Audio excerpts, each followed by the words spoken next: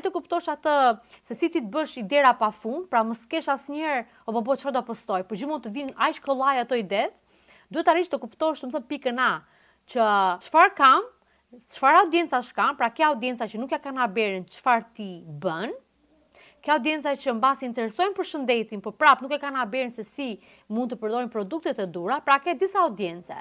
Dhe ti tani nga gjithë audienca që ke, që janë në range të ndryshme, do të bësh content për këto audienca që informon çdo lloj audiencë, pra audienca që di shumë mirë çfarë është puna online, por nuk e di nëse është për ata, audienca që mbase fokusojnë për shëndetin, dhe duhet të bësh një mënyrë të tillë si ngjiri, që nëse dikush të bën follow të hënën, deri të premte, mundësisht dhe të mërkurën, nga kontenti që ata kanë parë nga juve në për story, në për Instagram, do i shtyjë atyre të kontaktojnë.